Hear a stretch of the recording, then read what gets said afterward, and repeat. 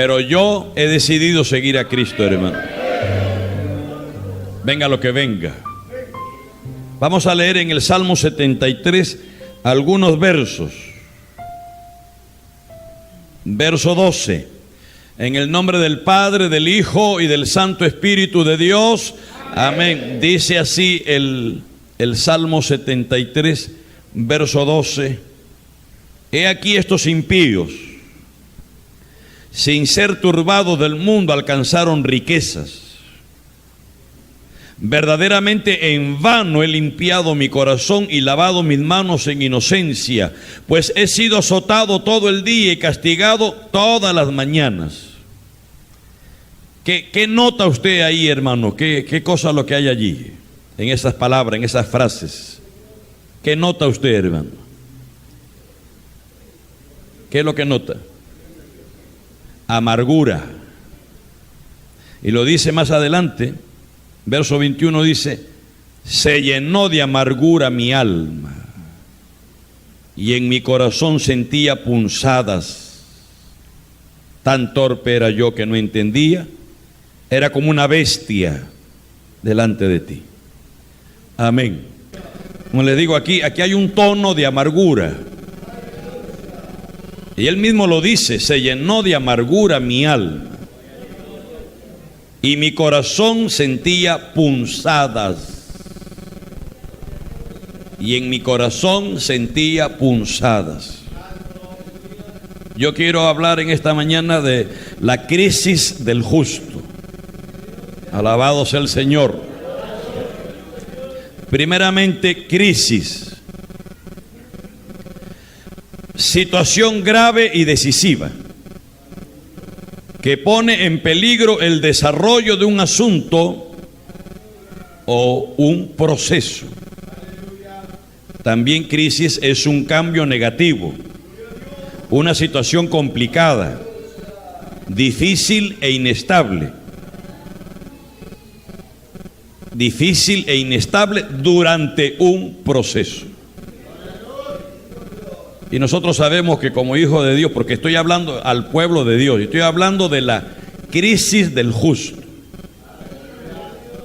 No estoy hablando de las crisis de la humanidad en general, porque esa crisis va más allá todavía, y entonces tendríamos que hablar de crisis existencial. Gloria al nombre de Dios. Que eso ya es más grave, hermano.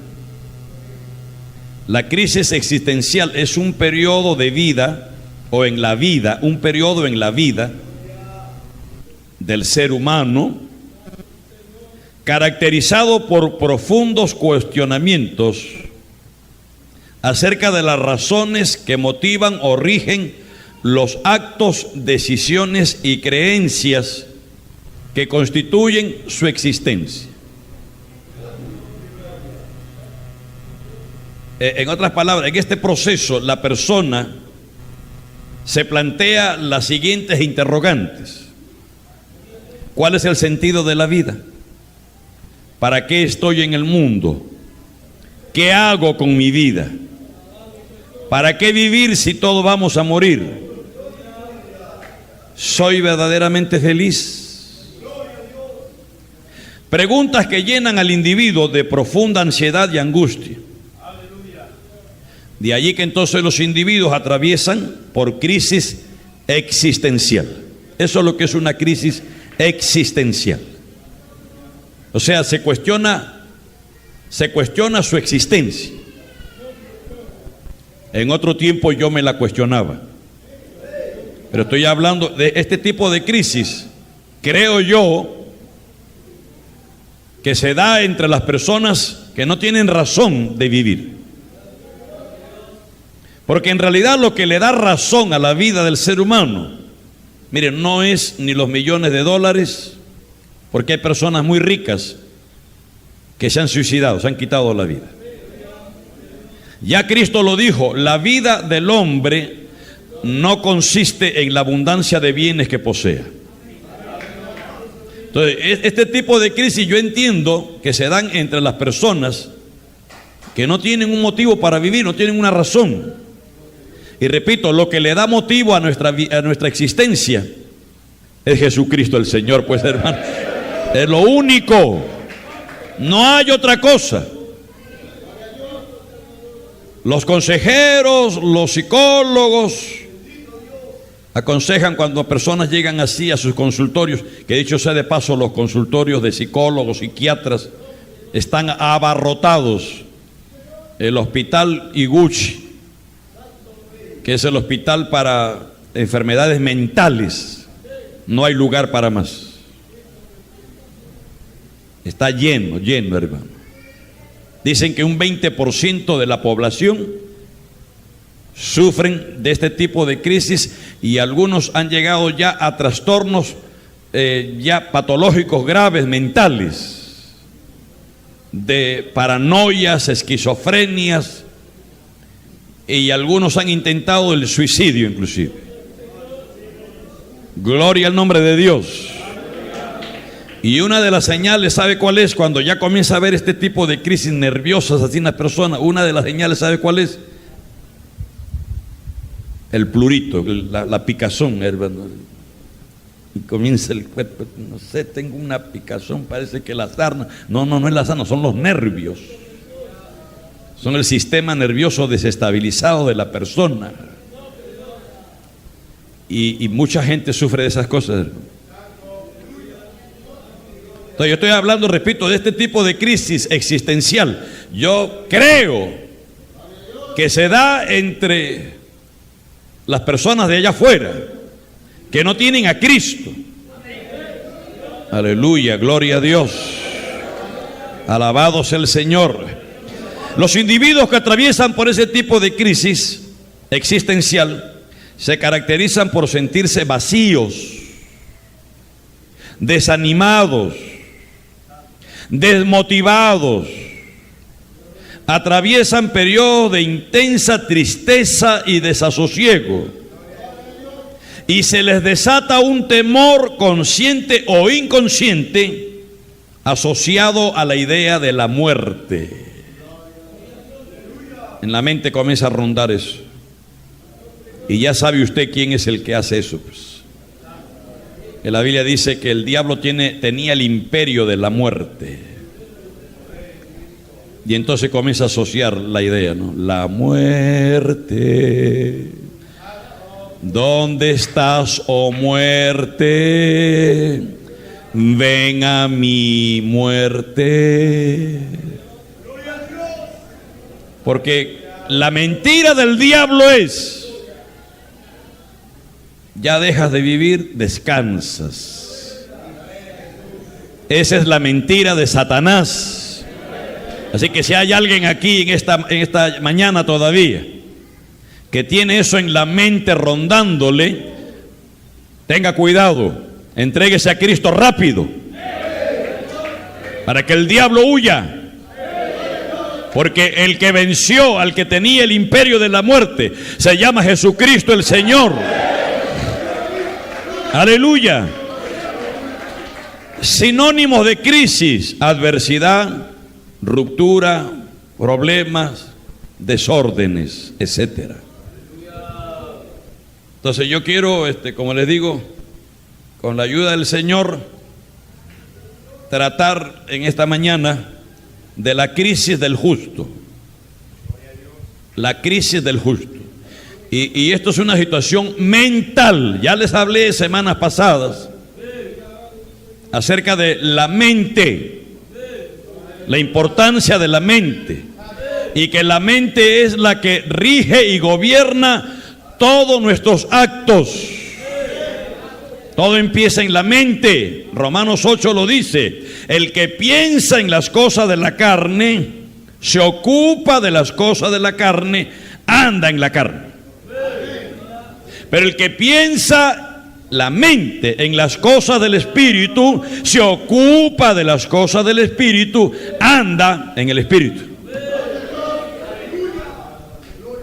Para Pablo, el andar del cristiano era una cuestión de la mente.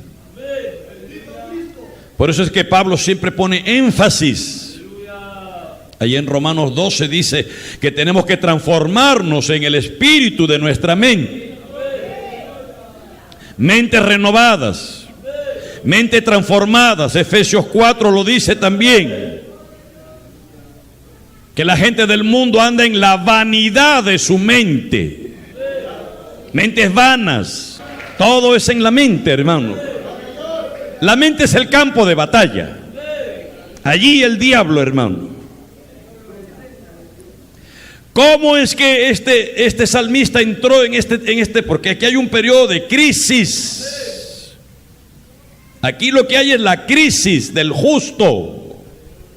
Gracias a Dios que halló la luz y logró salir. Gloria a Dios.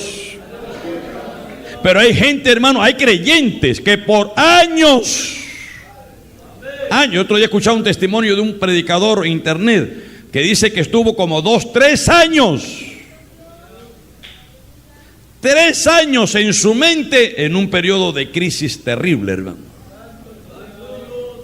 Donde era avasallado y no veía cómo salir. No veía cómo salir, hermano. Ahora, no se sorprenda, no se asuste, ni se ponga temeroso, porque hombres de Dios que vamos a ver con la ayuda del Señor tuvieron crisis. Tuvieron momentos difíciles, durísimos. ¿Quién aquí no ha tenido un momento duro, hermano? Es más, este camino está plagado de eso. Bendito sea el nombre del Señor Jesús. Gloria a Dios. Mi alma alaba al Señor Jesús.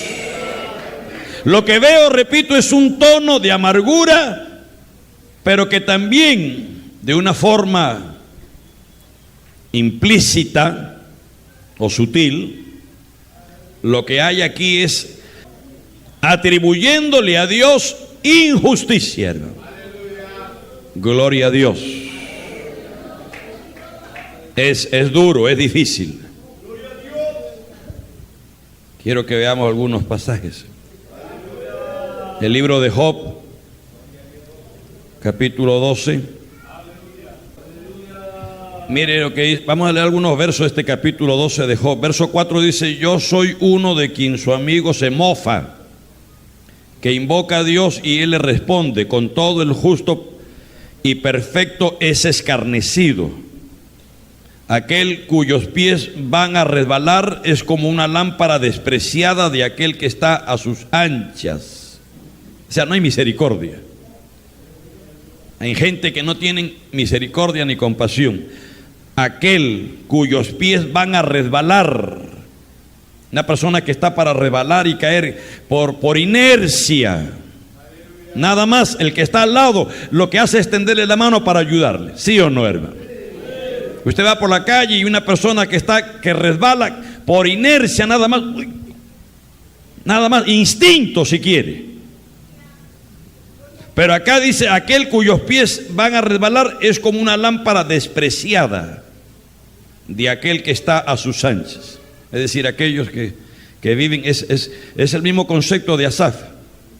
Aquellos que viven hacia sus anchas desprecian. No dice el salmista en el Salmo 73 que hemos leído: los ojos le saltan de gordura. Esa gente, su lengua se pasea por toda la tierra, hablan con altanería, se mofan, hablan con violencia y logran con creces los antojos de su corazón. O sea, el justo estaba en una etapa de crisis terrible. Siga leyendo. Prosperan las tiendas de los ladrones, y los que provocan a Dios viven seguros, en cuyas manos Él ha puesto cuanto tienen. Capítulo 21 del mismo libro de Job. Gloria a Dios. Verso. Aleluya. Verso 7 dice: ¿por qué viven los impíos y se envejecen y aún crecen en riquezas? Su descendencia se robustece a su vista. y sus renuevos están delante de sus ojos. Sus casas están a salvo de temor, ni viene azote de Dios sobre ellos. Sus toros se engendran y no fallan. Paren sus vacas y no malogran sus crías. Salen sus pequeñuelos como manada y sus hijos andan saltando. Quiero seguir leyendo Eclesiastés. Después del libro de Proverbios, Salmo, Proverbios, Eclesiastés. Capítulo 7, verso, gloria a Dios. Aleluya. 15. Todo esto he visto en los días de mi vanidad. Justo hay que perece por su justicia, y hay impío que por su maldad alarga sus días. No seas demasiado justo, ni seas sabio con exceso, porque habrás de destruirte. Es decir, ¿para qué te consagras tanto? ¿Para qué buscas a Dios tanto? ¿Para qué tanta iglesia, tanta iglesia? Creyentes. Aleluya, gloria a Dios. Gloria a Dios. El mismo Eclesiastés capítulo 9, verso 2. ¿Quién es el que está escribiendo? Creo que todos sabemos quién está escribiendo Eclesiastés. Salomón. Pero ¿cuándo? En un periodo de crisis terrible que le vino, hermano. Mire, hermano, cuando el creyente entra en una etapa de crisis, entra en una obnubilación. Anote esa palabra y busca el significado después. Es interesante. Entra en un estado de obnubilación. Más o menos la idea le voy dando es una bruma, una neblina que no deja ni ver, hermano, ni siquiera 1 metro de distancia. Lo nubla. La persona, cualquier tipo de persona, aún el creyente, que entra en un periodo así de crisis, ya les dije lo que es crisis. Hermanos, el creyente o la persona en general queda obnubilado. Se frota, es como cuando usted se levanta recién y los ojos todos lagañosos, se frota los ojos, no ve bien y tiene que volver otra vez y hasta mojárselo y lavárselo para que después se vaya despejando. Más o menos eso es estar obnubilado. No ve claramente. Eso está ocurriendo con Salomón, el hombre más sabio. Ya sabe usted por qué llegó a esto. Pero está hablando desde ese punto de vista, entiéndalo. Desde ese punto de vista obnubilado, que no entiende bien las cosas, que su mente se ha atrofiado. Entonces por eso es que él desde ese punto de vista dice, no seas tan justo pues. No hagas mucho mal, ni seas insensato, no seas demasiado justo, ni seas sabio en exceso. ¿Por qué habrás de destruirte? No hagas mucho mal, haz más o menos del mal. Porque lo que está diciendo es, no hagas mucho mal, un poquito nada más. No tomes mucho vino, un poco nada más. Ahora no te embriagues mucho, un poco nomás. El vino es bueno para la digestión. El otro día escuchaba a un predicador así que decía, yo todos los días tomo mi copa de vino con mi almuerzo. Porque el vino que así, que asá, que tiene antioxidante, que aquí, que allá, que ayuda para prevenir el cáncer, que no sé qué, que la digestión, que esto, que aquí, que lo otro. Y había un predicador aquí en Villa El Salvador que decía, una botella de vino de 50 soles no vale para nada, pero una botella de vino de $500, eso sí puedes tomar. Eso sí puedes tomar. Y hoy es presbítero.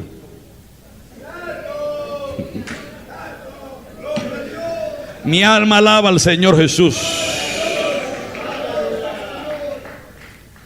Capítulo 9, verso 2 de Eclesiastés. Todo acontece de la misma manera a todos. Un mismo suceso ocurre al justo y al impío, al bueno, al limpio y al no limpio, al que sacrifica y al que no sacrifica, al bueno así como al que peca, al que jura como al que teme el juramento. Este mal entre todo lo que se hace debajo del sol, que un mismo suceso acontece a todos, y también que el corazón de los hijos de los hombres está lleno de mal y de insensatez en su corazón durante su vida, y después de esto se van a los muertos. Aún hay esperanza para todo aquel que está entre los vivos, porque mejor es perro vivo que león muerto. Porque los que viven saben que han de morir, pero los muertos nada saben, ni tienen más paga, porque su memoria es puesta en el olvido. Esto toman los testigos contra Jehová. No puedo decir testigos de Jehová porque son contra Jehová. Esa doctrina, esa secta, toman esto de aquí, toman para decir, ven, con la muerte se acaba todo. Pero obvian, y creo voluntariamente, porque son muy estudiantes y tienen que saber esto que estoy diciendo, que este periodo en el que le está escribiendo Salomón es ese periodo de obnubilación, donde no entendía, estaba hablando como un hombre natural, que Pablo dice que para el hombre natural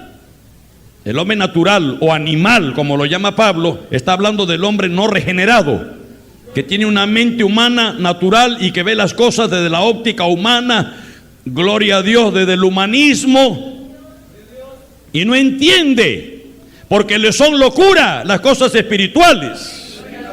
Este hombre Salomón está hablando desde ese punto de vista. Lo que tenía era una crisis existencial.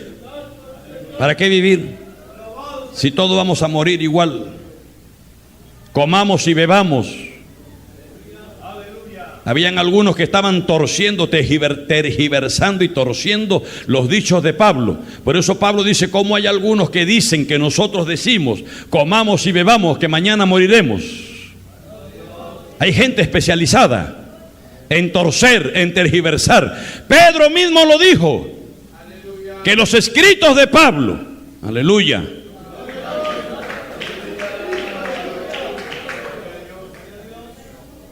mirad cuál grande sabiduría Dios le ha dado a nuestro hermano Pablo, dice, la cual pueden entender al leer sus escritos.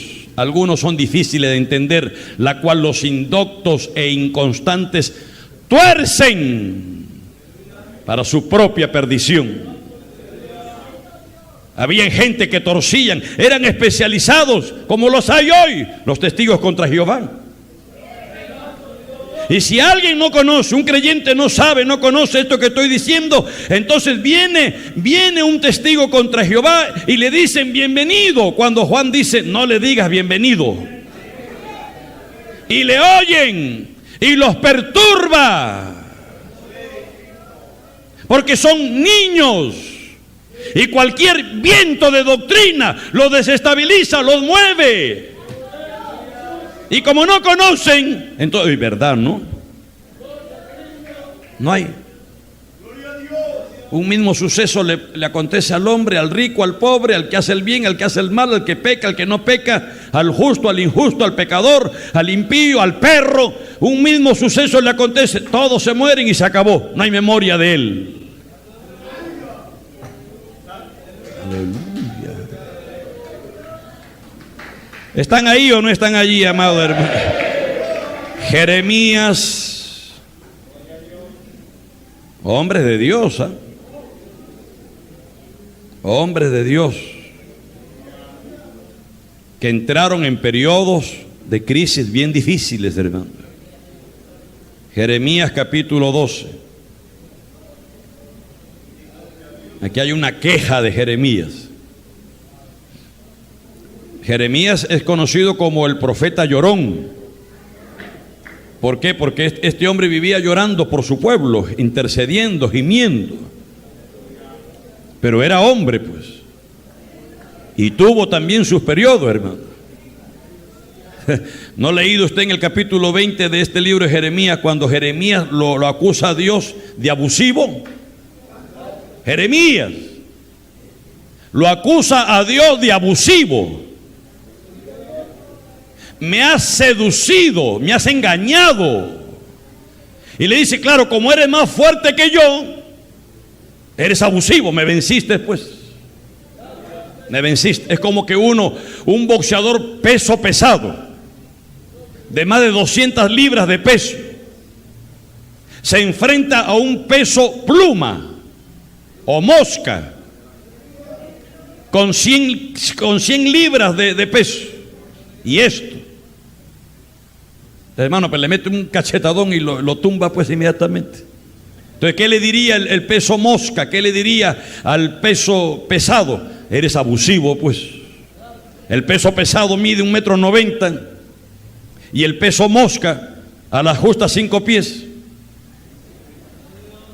1,50 m.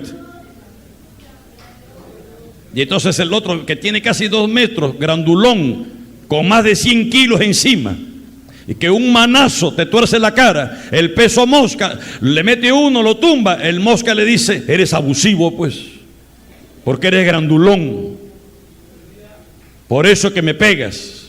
Eso es lo que le está diciendo Jeremías a Dios. Me seduciste, me engañaste, ya no voy a hablar de ti. Voy a morderme la lengua y no voy a hablar más de ti. Capítulo 12, ¿qué dice? A ver, Jeremías 12. Justo eres tú, oh Jehová, para que yo dispute contigo. Sin embargo, alegaré mi causa ante ti. ¿Por qué es prosperado el camino de los impíos y tienen bien todos los que se portan deslealmente? Los plantaste, echaron raíces, crecieron, dieron fruto. Cercano estás tú en sus bocas, pero lejos de su corazón. Ezequiel capítulo 18. Mire lo que decía, ya no era Ezequiel, sino el pueblo entero, hermano. Gloria a Dios. El Señor le dice a través del profeta, verso 25, Ezequiel 18, 25, y si dijeres, no es recto el camino del Señor, oíd ahora, casa de Israel. ¿No es recto mi camino? ¿No son vuestros caminos torcidos? O sea, este pueblo que de labios honraban al Señor, su corazón lejos de Él, que sus pecados, sus iniquidades habían hecho separación entre Dios y ellos. Ellos se atrevían a cuestionar a Dios y a decirle a Dios, no eres justo, eres injusto, tus caminos no son rectos. Es lo que Cristo dice allá en el Sermón de la Montaña, que tienes una viga atravesada entre los ojos y le quieres quitar la paja al ojo de tu hermano. Y entonces el Señor dice, hipócrita, primero quítate la viga que tienes atravesada y después vas a poder verle la motita, la paja en el ojo ajeno. Pueden mover las manos y alabar a Dios, amado hermano. Entonces, más o menos esa es la idea. ¿Cómo puede ser posible que llamados creyentes tienen unos rollos increíbles, personales y familiares, que más bien lo que deberían hacer es más bien taparse la boca, pero se erigen como juez? Santiago 5 lo dice. ¿Quién eres tú para que juzgues al criado ajeno? El juez está a la puerta.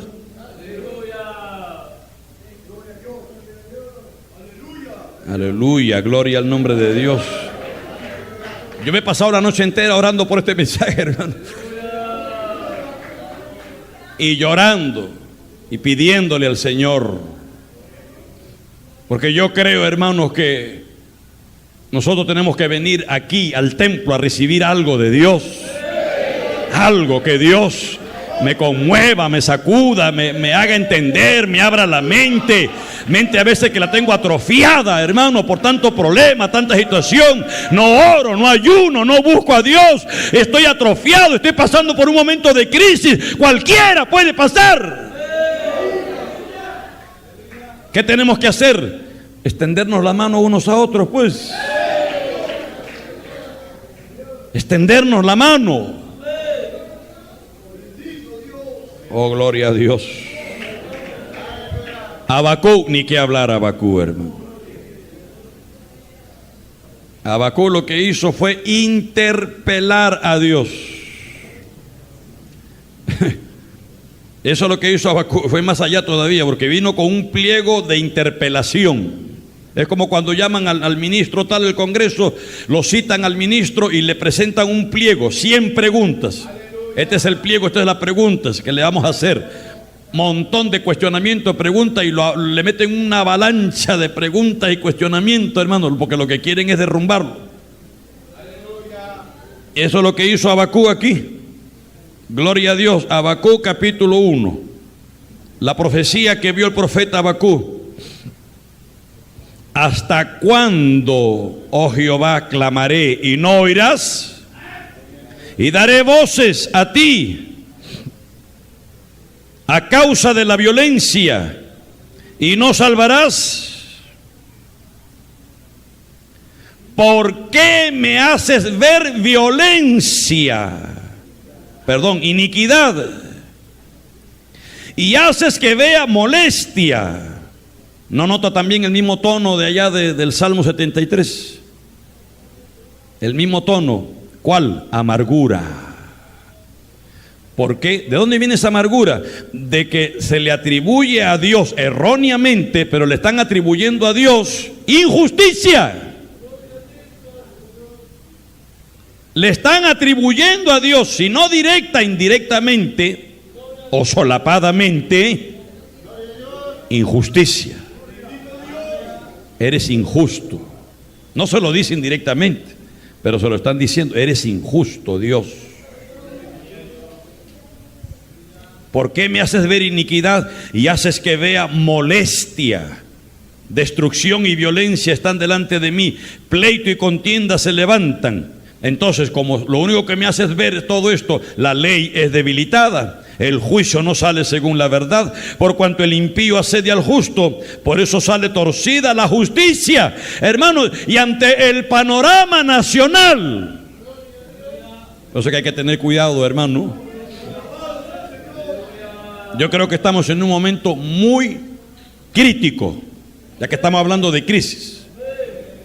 Estamos viviendo como iglesia, como pueblo de Dios, en una etapa muy crítica, hermano, donde creyentes están cayendo en crisis muy fuertes. Crisis muy fuertes. Hay muchos creyentes que están atravesando por periodos así, hermano. Ya les dije el otro día que escuchaba de un predicador 3 años. Y ahí revolviéndose y no hallaba cómo salir. El salmista David se encontró también en una situación así. Él sintió que había caído en un foso cenagoso, en un pantano. Y mientras más se movía para tratar de salir, más se hundía. Más se hundía. Y más hacía esfuerzos y más se hundía. Aleluya. Ya le estoy viendo la interrogante en la cabeza. ¿Cuál? ¿Cómo se sale de eso, pastor? Espérate pues, todavía no estoy recién en la introducción. Gloria a Dios. Cristo vive. Cristo vive. Este profeta Habacuc es singular. ¿En qué sentido? Los profetas, la particularidad de los profetas es que hablaban al pueblo en el nombre de Dios. Eso hacían los profetas, hablaban al pueblo en el nombre de Dios. Pero Habacuc le está hablando a Dios en el nombre del pueblo. O sea, él mismo se denominó vocero. Soy el vocero del pueblo. Y venía a cuestionar a Dios. a Dios, nada menos que a Dios, hermano. En Romanos, en el capítulo 9 de Romanos, cuando Pablo está hablando de la elección divina y pone como ejemplo de esa elección: a Jacob amé y a Esaú aborrecí.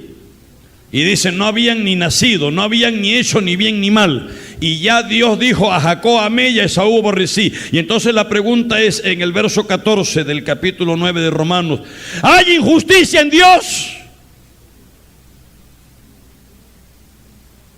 Y es una pregunta retórica que la hace Pablo, porque eso es lo que estaba surgiendo en las mentes. La mente, hermano, es un laberinto terrible, hermano, la mente.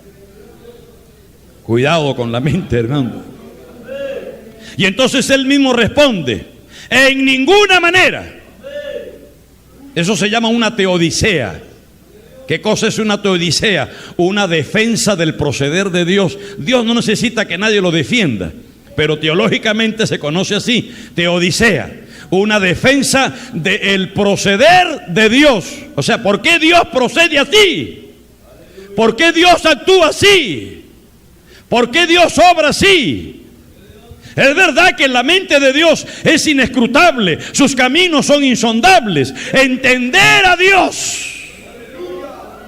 Dios es un Dios incomprensible. ¿Me están oyendo, amados hermanos? Pero el problema del orgullo humano, ¿sabe cuál es? Que el hombre quiere entenderlo todo, pues no me parece, porque yo no lo entiendo así. Ay, Señor, paciencia, Señor. Tranquilo, Augusto, tranquilo. La hormiga quiere entender al hombre. El hombre quiere entender a Dios. Y en esa insolencia, porque es una insolencia, es un atrevimiento del hombre, reta a Dios. Como yo no lo entiendo, no puede ser así, pues, no lo entiendo. Alaba. Hermano, no estoy ni en la mitad. ¿Puedo seguir? Entonces, hermano, mire, que hay injusticia en Dios. Pablo dice, en ninguna manera. Porque Dios ha dicho, yo tendré misericordia del que yo tenga misericordia. Y me compadeceré del que yo me compadezca. Así que no es del que quiere ni del que corre, es del que Dios tiene misericordia. Entonces, bajo esta perspectiva, ¿por qué cuestionas al criado ajeno? ¿Por qué? Aleluya, gloria a Dios. Alabado sea el nombre del Señor. Alabado sea el nombre del Señor. Entonces, hermano, en esa mentalidad de cuestionamiento solamente, de querer razonar y entenderlo todo, no vamos a entenderlo todo. No lo vamos a entender todo, no. Lo que entendemos es una minúscula, un átomo. Por eso es que Pablo habla de misterios. Hay misterios revelados, pero eso es un átomo. Los misterios ocultos. Deuteronomio 29, y lo he dicho, lo vuelvo a repetir: las cosas reveladas son para nosotros, pero las ocultas le pertenecen a Dios. No te metas allí, no cuestiones lo que no lo entiendes. Esta etapa de crisis lleva, como dije, al desaliento, hermano. Hombres de Dios tremendos. Moisés, por ejemplo. Moisés llegó un momento en que le dijo a Dios, hablando del pueblo, ¿no?, de todo lo que estaba ocurriendo el pueblo, el murmurador y esto, él dice, bueno, si lo vas a hacer así, tú conmigo, yo te ruego que me des muerte. si he hallado gracia en tus ojos y que yo no vea mi mal. En otras palabras, mátame mejor. ¿Para qué quiero vivir así? Moisés, Josué mismo, con esta cuestión de Jericó, de Ahí, que ya conoce usted la historia. Josué le dijo al Señor: Señor Jehová, ¿por qué hiciste pasar a este pueblo el Jordán para entregarnos en las manos de los amorreos para que nos destruyan? Ojalá nos hubiéramos quedado al otro lado del Jordán.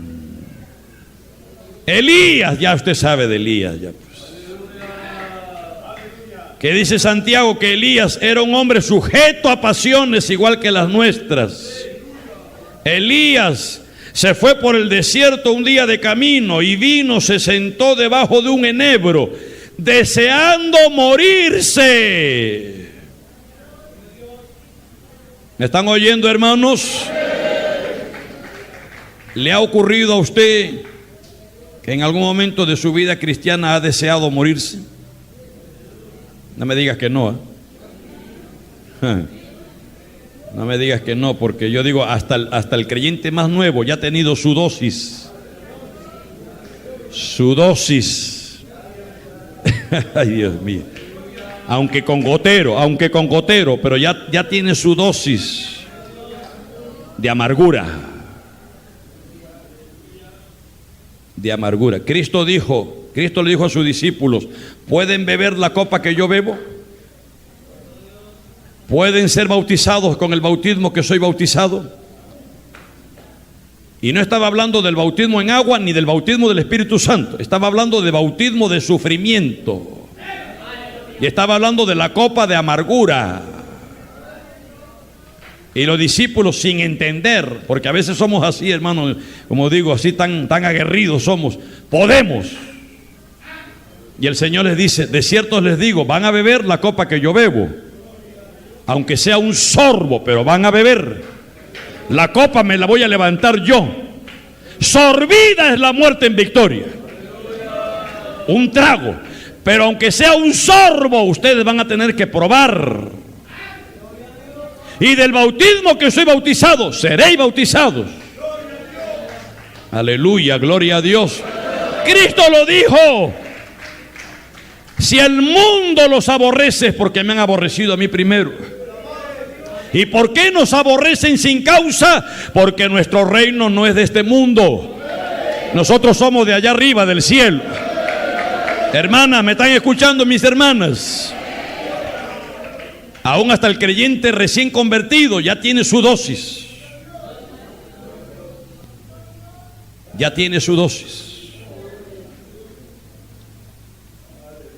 Era César Vallejo, que en Los Heraldos Negros, él escribe: Los Heraldos Negros, dicen que es una redundancia porque todo heraldo es negro. Bueno, él dice, Los Heraldos Negros, dice: hay golpes en la vida, yo no sé, que son golpes como del puño de Dios, dice.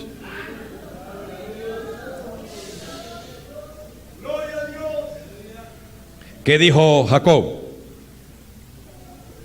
Los días de mi vida han sido pocos y malos. Y Job, ¿qué dijo? El hombre nacido de mujer, harto es de sinsabores, corto de días. Pero a cada paso tiene que estar chupando ajenjo, hermano. Chupando, ¿cómo le llaman el arcampuri? Pero mire, ese arcampuri, ese amargo, ese ajenjo, es bueno para el hígado. ¿Por qué cree que Eclesiastés 7 dice en los primeros versos: mejor es la casa de luto que la casa de banquete? ¿Por qué? Porque con el sufrimiento, con el dolor, y en esos momentos, mire, el hombre aprende más. El hombre aprende más en los momentos de amargura y de tristeza que en los momentos de Navidad. Ven a mi casa esta Navidad. ¿Qué cosa se aprende en Navidad? A engordar. Nada más. El pavo, el panetón, el chocolate, calorías y calorías, miles de calorías. Y después entonces, y te quejas, No sé por qué engordo. ¿Cómo que no sé?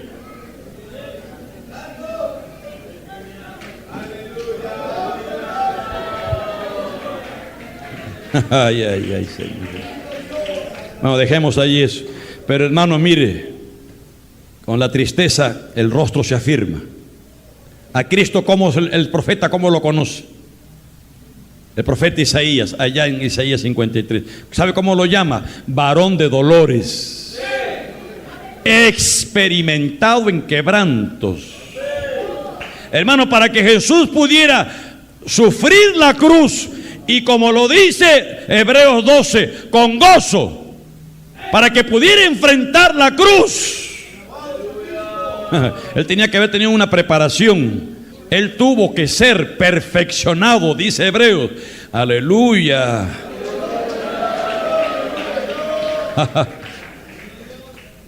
¿Cómo? ¿Perfeccionado cómo? Si él era un hombre perfecto, Lucas lo presenta como el hombre perfecto. Como Dios era Dios perfecto. ¿Como qué? Como redentor.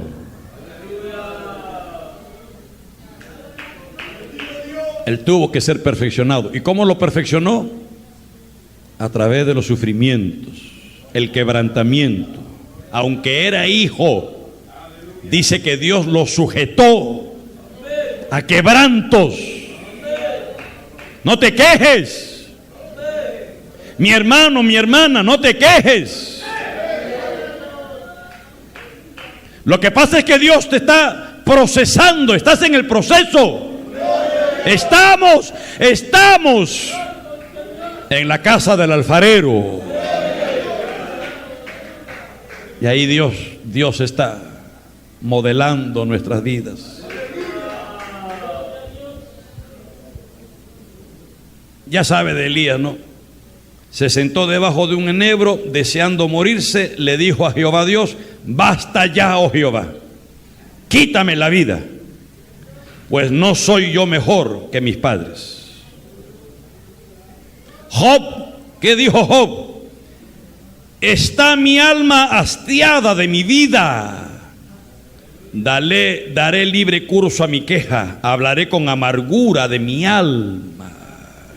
Crisis. Crisis. Ya les dije lo que es crisis, ¿no? Una situación grave y decisiva que pone en peligro el desarrollo, el proceso de un asunto. Algo que está en proceso. Momento de crisis, lo que quiere es desarticularlo, derrumbarlo, destruirlo, que se paralice para siempre.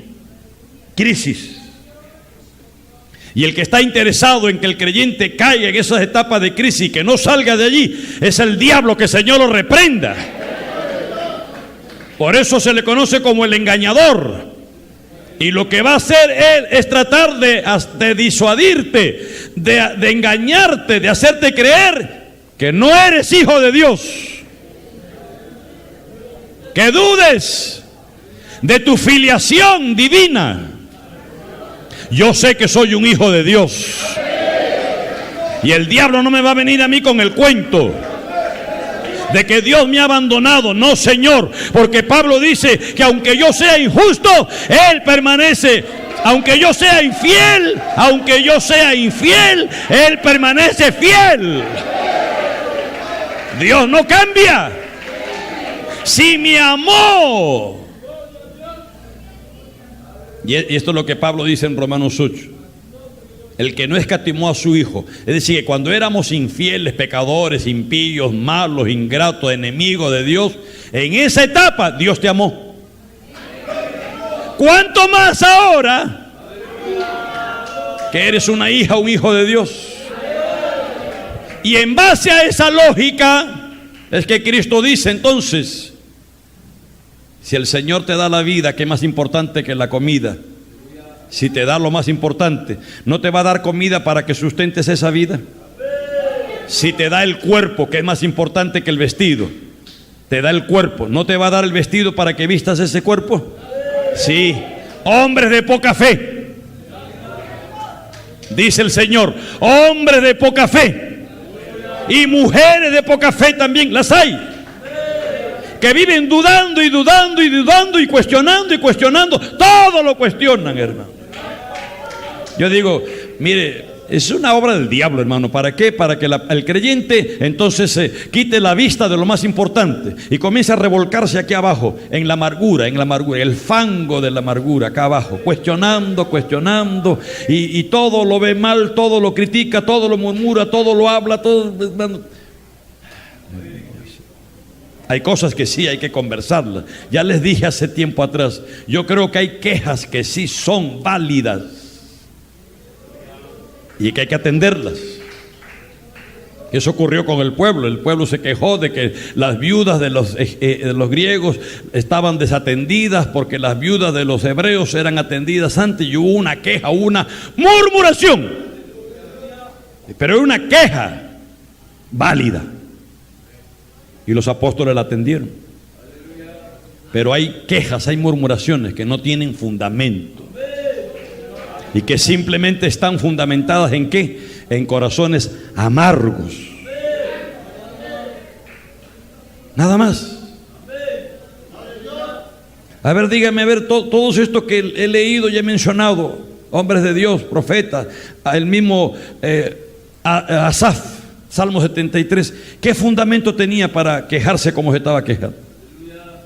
¿Qué fundamento? ¿Cómo llegó a esa etapa? Bueno, yo no lo sé,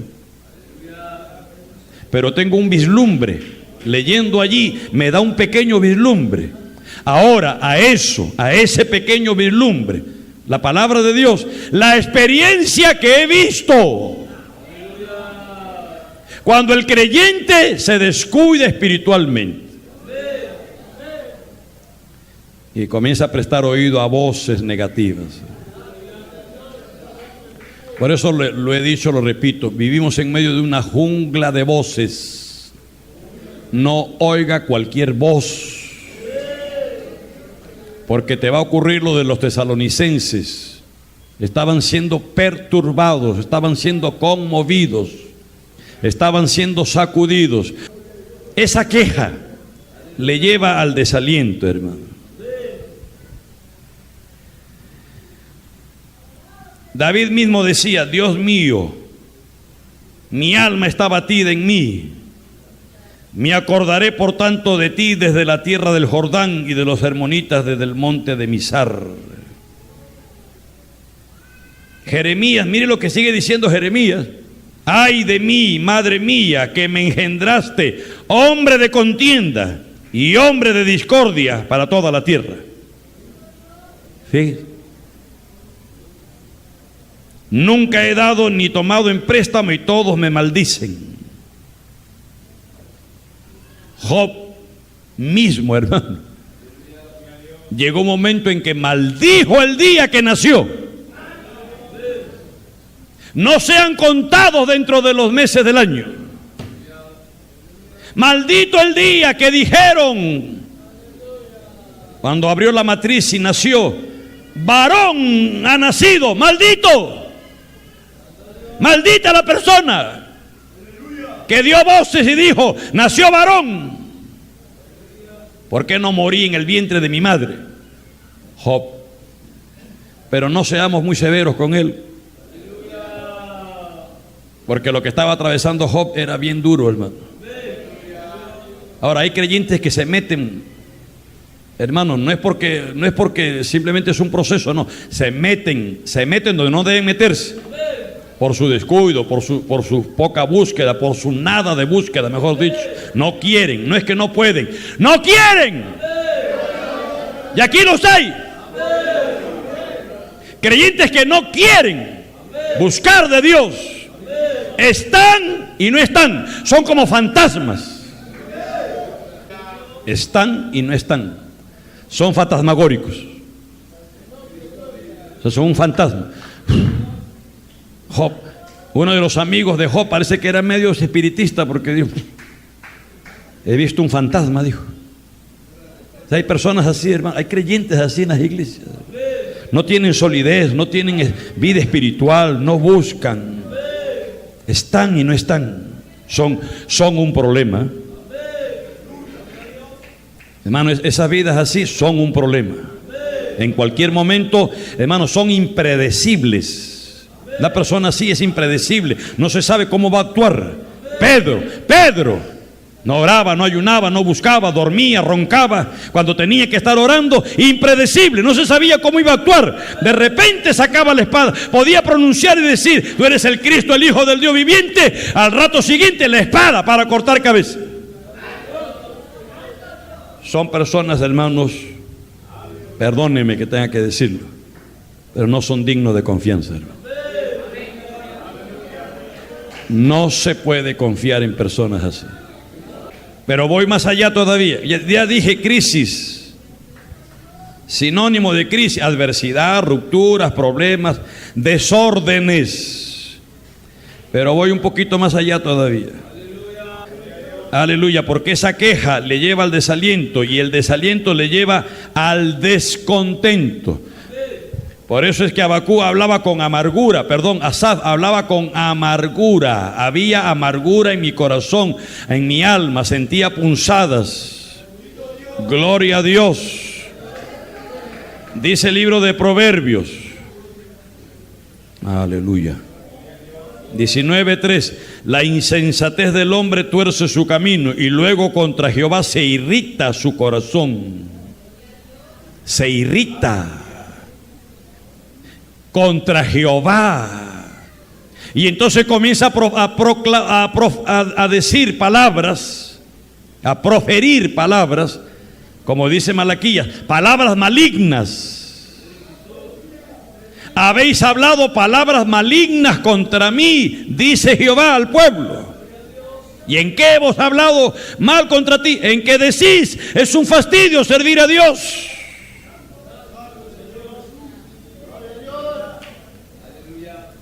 Gloria a Dios. Primera de Corintios 10:10: no murmuréis como algunos de ellos murmuraron y perecieron por el destructor. Filipenses 2:14: haced todo sin murmuraciones y contiendas. Hermano, este es un proceso. Ese proceso en que se le atribuye a Dios injusticia le lleva, como repito, al desaliento, al descontento, y la persona llega a un momento en que se siente insatisfecho. Nada le satisface ya, pues, hermano. Lo que antes se deleitaba en la comunión de los santos, alabar, adorar a Dios, oír la palabra, hermano, le lleva ahora se siente insatisfecho, nada le satisface. El Señor dice a través de Moisés: porque la vid de Sodoma es la vid de ellos, y de los campos de Gomorra las uvas de ellos son uvas ponzoñosas, racimos muy amargos tienen. Hablando del pueblo de Israel. Gloria a Dios. Alabado sea el Señor. Isaías también dice de este pueblo: de ceniza se alimenta, su corazón engañado le desvía, para que no libre su alma, ni diga: ¿no es pura mentira lo que tengo en mi mano derecha?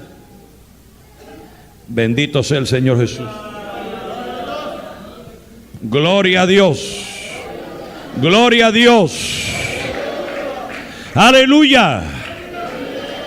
Ahora, ¿cómo salió este hombre de este estado? Aquí lo dice. ¿Cómo logró salir, hermano? Porque estaba en un estado triste, una crisis terrible. Mire, yo les digo lo que dice Lamentaciones capítulo 5. El verso no lo recuerdo ahorita, pero es uno de los versos finales.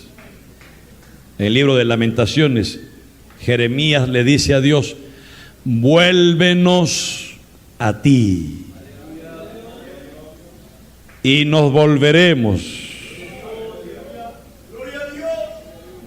Vuélvenos a ti y nos volveremos. ¿Qué significa eso? Yo le digo, si Dios no lo hace, todos los esfuerzos que puedas hacer, que pretendas hacer, no sirve de nada. Es Dios el que tiene que intervenir. ¿Y cuándo Dios interviene? Cuando el hombre se humilla, cuando el hombre reconoce, cuando el hombre y la mujer dice: soy malo, he sido malo, he sido perverso, he hecho lo malo. Mientras el hombre se justifique, entonces Dios lo deja, pues.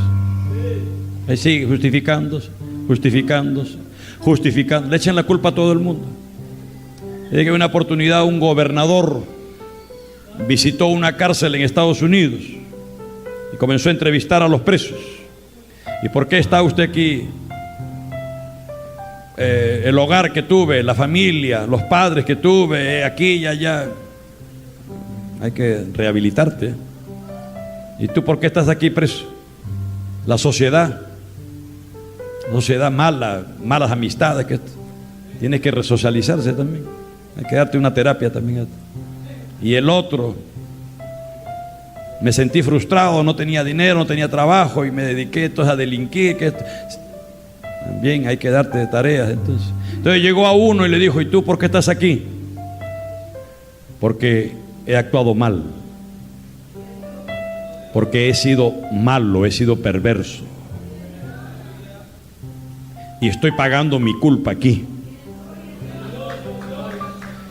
Cuando el gobernador llegó a la oficina del alcaide, así se conoce al alcaide, no alcalde, sino alcaide, el encargado de la prisión, alcaide, firmó la liberación de ese último y dijo: postdata, lo dejo libre porque no vaya a ser que contamine a los otros, que se vaya para afuera mejor, porque todos los otros eran buenos. Todos los otros le echaban la culpa a todo el mundo, a la sociedad, a la familia, a la mala condición económica, todo, o sea, todo el mundo se justifica, hermano. Pero hubo uno que dijo: soy malo, he hecho lo malo, he pecado. Esa es la puerta para que el Espíritu de Dios empiece a obrar. Pero yo les digo, arrancarle una confesión a una persona, mire, es más difícil que subir el Everest. Que una persona, hermano, confiese. Proverbio 28:13 lo dice: el que confiesa su pecado alcanza misericordia, pero el que lo encubre no prosperará. Hagas lo que hagas, emprendas lo que emprendas, vas a dar vueltos en círculo, como el pueblo de Israel. ¿Por qué 40 años? Y usted los ve, lea pues, hermano. Los 40 años era solamente quejas, querellas, murmuraciones. Hablaban de apedrear a Moisés a cada rato, hermano, y cuestionar a Moisés, a Aarón, al pobre Aarón, que ni hablar quería. Pero cuando la persona se humilla, cuando Asaf dijo: tan torpe era yo que no entendía, era como una bestia delante de ti. Cuando Asaf reconoció. Por eso es que Cristo dijo: bienaventurados los pobres en espíritu, que de ellos es el reino de los cielos. Los que reconocen su incapacidad, su indignidad, su miseria, que nada pueden, nada son sin Dios. Ellos. Ahí empieza el camino de la victoria. Ahí Dios te levantará. Hay otras cosas más. Una de las cosas, y aquí termino, ya no puedo seguir, Pero una de las cosas que hay que añadir es contentamiento. Hermano, hay que estar contento, como dice Pablo, teniendo abrigo y sustento, contento. Pero hay creyentes que están descontentos con todo, hermano, con todo descontentos. Tienen mucho trabajo, malo, viven todos amargados, hermano, mucho trabajo. Falta trabajo, no hay trabajo. No han aprendido. Pablo decía, he aprendido, porque esto del contentamiento hay que aprenderlo. He aprendido a vivir en abundancia y he aprendido a vivir en escasez. Por todo y en todo he sido enseñado. Es decir, estoy contento. Por eso es que en la cárcel él podía alabar a Dios. Mientras que tú, que tienes todo, no lo alabas. Otra de las cosas, hermano, que hay que para poder vencer toda esta etapa de crisis, hay que ser agradecido. Hay que ser agradecido a Dios. Hay personas, como siempre lo digo, lo repito, hay personas que están postrados en esta hora en un hospital, que ya no pueden ni caminar, y tú caminas. Respiras, hablas. Hay gente que no pueden hablar. Hay gente, como siempre cito a mi suegra, ella no puede saborear las comidas ya, porque la alimentan con una sonda a la barriga y ahí le meten todo licuado, solamente para que sobreviva, nada más. Pero ya no saborea la comida. Pero tú ya estás pensando en prepararte un lechón al cilindro, un pavo al horno. Allá en Ayacucho nunca había comido. El hermano la noche que llegué, en su casa me invitó una pierna de pavo ahumado. Nunca había comido, hermano. Pierna de pavo ahumado, hermano. Se cortaba así, calentito, qué rico, hermano, en su pan. Y puedes saborear y te quejas. Y te quejas. O sea, no aprenden a estar contentos, no aprenden a ser agradecidos. Así es que se vencen estas etapas. A ser agradecido. Levántate con gozo y dile: Señor, gracias porque tengo un techo. Gracias porque tengo un colchón. Gracias porque tengo, los que son hijos, tengo unos padres que velan por mí, que te dan la comida, que te dan el vestido, que te dan el estudio, que se preocupan de ti. Si te enfermas, te llevan, te curan. ¡Ingrato! ¡Ingrata! ¡Malagradecido! Eso eran muchos del pueblo de Israel, hijos ingratos, malagradecidos, descontentos. Por favor, hermano, cambia tu óptica, tu perspectiva, tu cosmovisión. ¡Cambia! Yo doy gracias a Dios haberles conocido a todos ustedes, hermano. A pesar de que ha habido alguno que otro que me han sacado canas verdes, pero en términos generales, lo dije, 10 de octubre del 2002 llegué aquí. ¿Qué es lo que dije? La vida del cristiano se resume en una palabra: gracias. Gracias.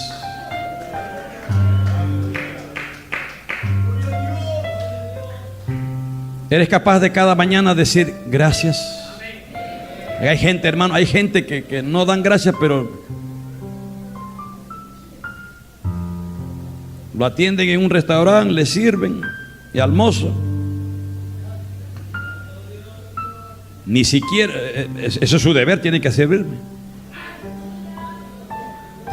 Ni siquiera por urbanidad, por cortesía, no, nada, hermano. Son, Dios mío, hermano. viven en Ajenjo, en Ercampuri viven nada más.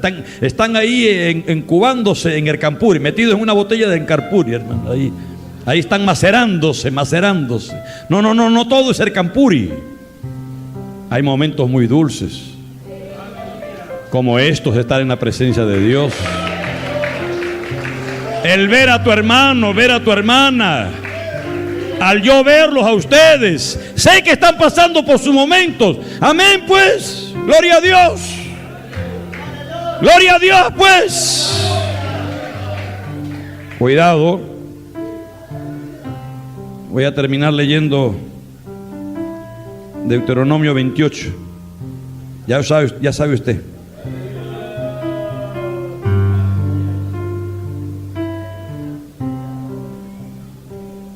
Alabado sea el Señor.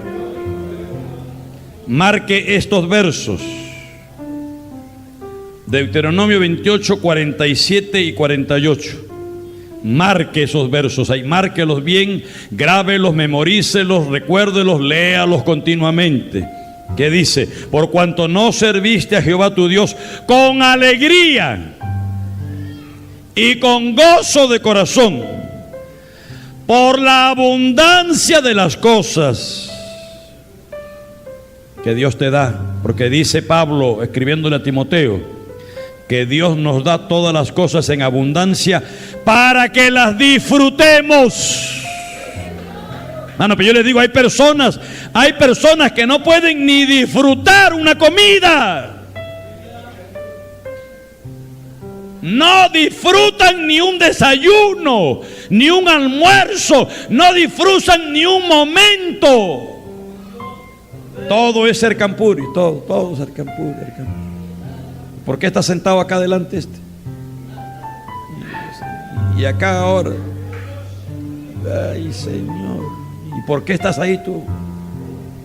Todo es Ercampuri, todo es negativo, todo es cuestionar, todo es malo, todo.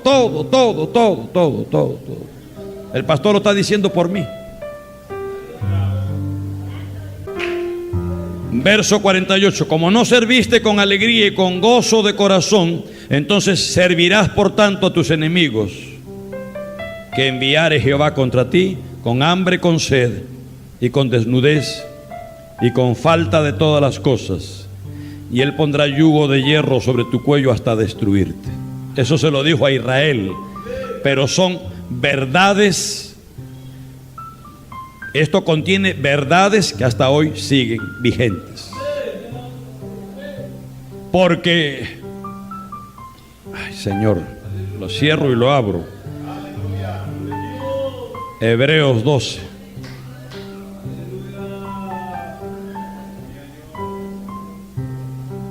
Aleluya. Verso 28. Así que recibiendo nosotros un reino inconmovible, tengamos gratitud. Y mediante ella, mediante la gratitud, sirvamos a Dios agradándole con temor y reverencia, porque nuestro Dios es fuego consumidor. ¿Ves? ¿Ves que no es Deuteronomio solamente? No, eso sigue vigente. Una de las cosas que yo decía ayer, por ejemplo, hermano, que en esa ingratitud, en esa falta de gozo, esta cuestión del diezmo, hermano, que es cuestionado y cuestionado por un montón de llamados creyentes. Y yo citaba ayer ejemplos de gente impíos. Están cuestionando al APRA ahorita por una cuestión de aportes irregulares, y entonces sale Mauricio Mulder. No, lo que pasa es que nosotros tenemos un colegio de profesores allá en Afonso Ugarte, y todos los profesores que se han contratado por planilla les descontamos el diezmo,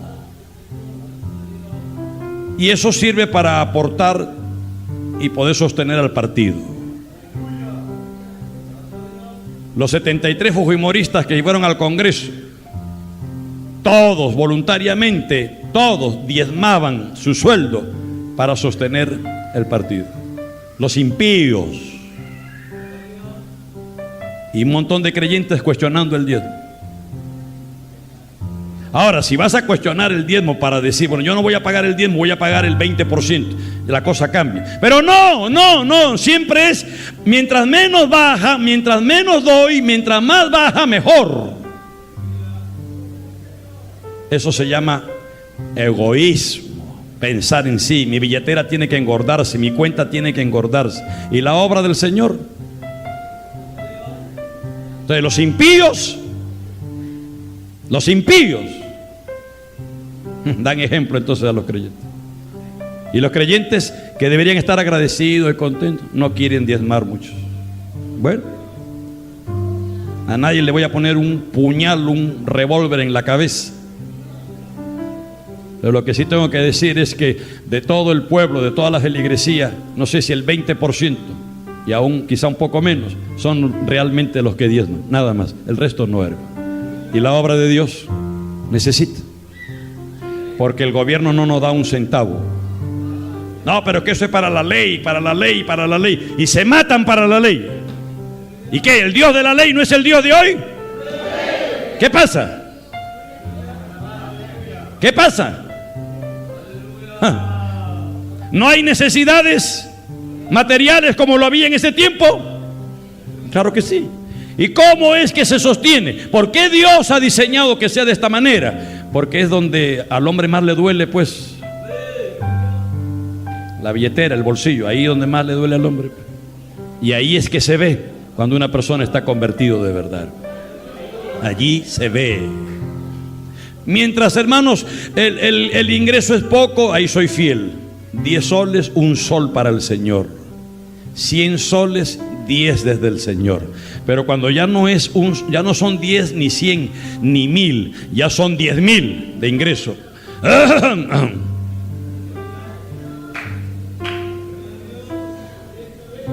Que tengo que sacar 1000 para el pastor.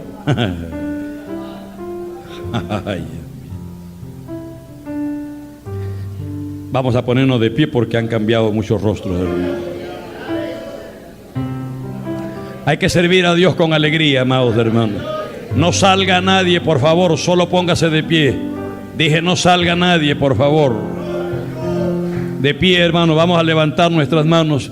Levantemos nuestras manos y adoremos al Cordero, porque Él es digno de adorar.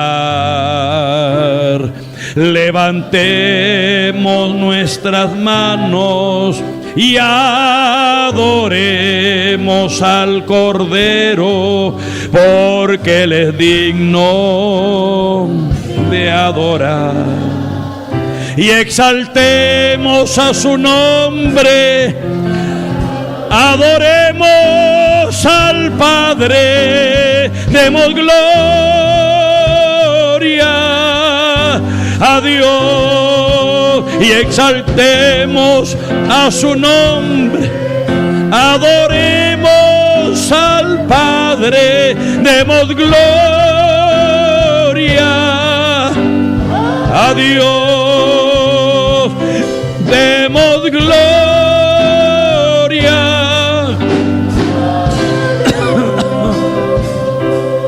Gracias, Señor.